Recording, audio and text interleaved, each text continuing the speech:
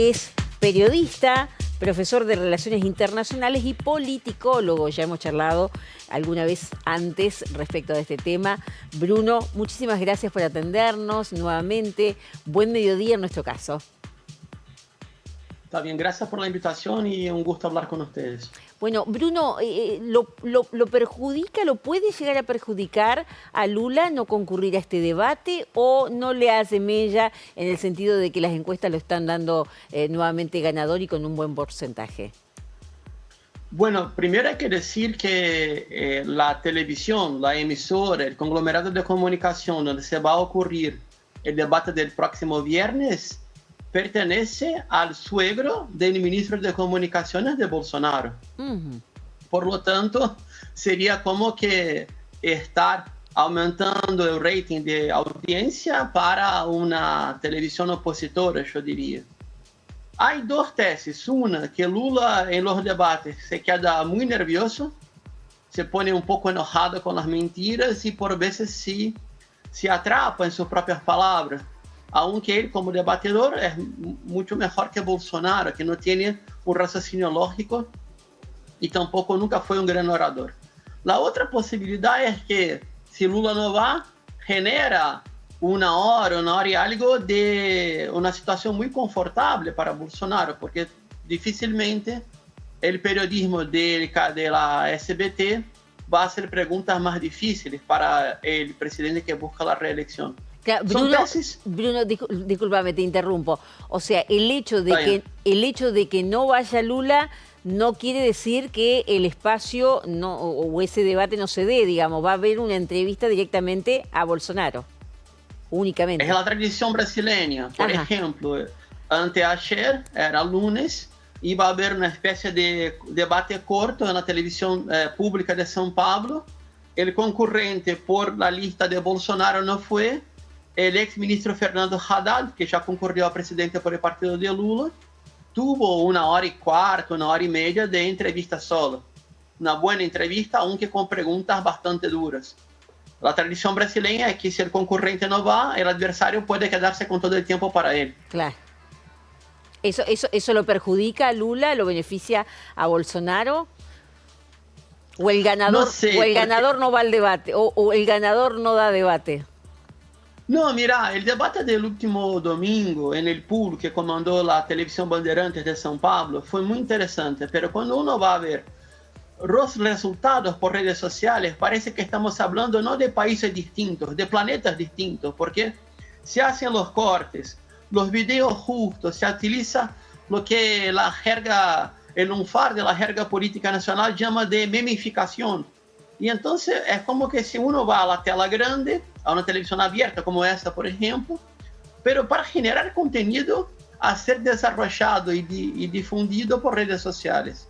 Es como que son las dos telas simultáneas, capaz que 3. Así que no hay como mensurar, medir la presión de una forma positiva o negativa si uno no va al debate. Bien. Hablando por creencia propia, yo creo que debería ir, pero su campaña es soberana en sus decisiones. Claro, Bruno, por lo menos la información que ha trascendido acá en la Argentina es que Lula ha dicho que él quiere aprovechar como ese tiempo para seguir hablando con la gente y sobre todo tiene agenda en Minas Gerais. Creo que es un lugar que le es más afín, ¿no? El problema de Minas Gerais es el segundo colegio electoral de Brasil. El gobernador, para que la audiencia argentina sepa, sería más o menos como los ultraliberales de ahí, una línea Alzogaray, por ejemplo, ¿no? Y entonces él ganó la reelección, se puso neutral en la primera vuelta, pero en balotaje está aliado con Bolsonaro y arrimó unos 600 intendentes de su estado para hacer campaña con él. Por lo tanto, es importante que Lula vá a Minas Gerais. Claro. Es importante que los dos vayan a Minas Gerais porque casi siempre quien gana en Minas, gana en el país. Exacto. Yo diría. Bien. Igualmente queda otro debate, no sé, sería el tercero, el 28 de octubre, 2 días antes de las elecciones, ¿no? Sí, que es el debate de la Globo, que es el mayor de todos. Que hubo un tiempo que se hacía un pool único con todas las emisoras abiertas de Brasil. Es un debate muy importante, fue donde, por ejemplo, Lula perdió por manipulación de editoría noticiera, telenoticiera, las elecciones de 89, cuando confrontó a Collor de Mello, perdió el debate y después perdió la edición.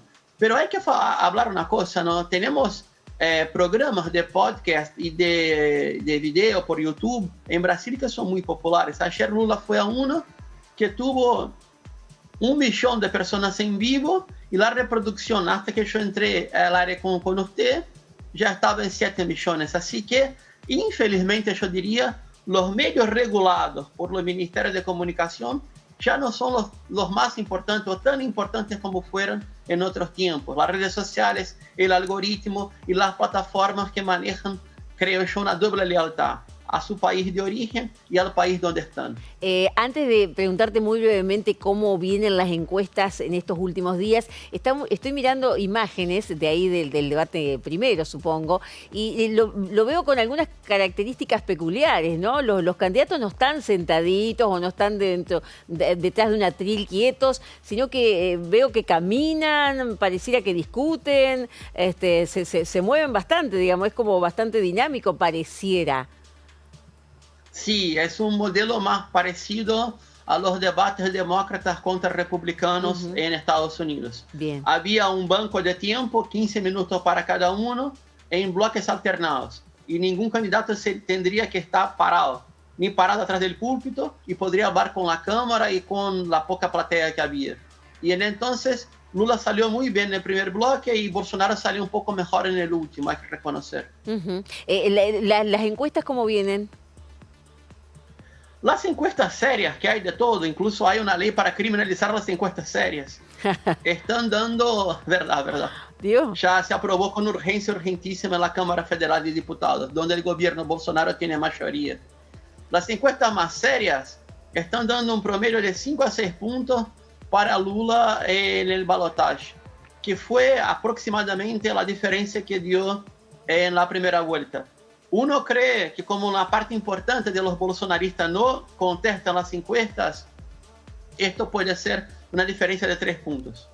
Bien. Muy apretado. Muy apretado. Bueno, por falta de tiempo te tengo que despedir, pero en próximos días seguramente vamos a volver a charlar y nos contás un poco más en detalle qué es eso de las sanciones, ¿no? Para quienes hagan encuestas y cómo se denomina que es una encuesta seria o cuál no. Bruna Lima Rocha, muchísimas gracias por esta comunicación con Ahora. Muchas gracias, hasta luego. Hasta luego.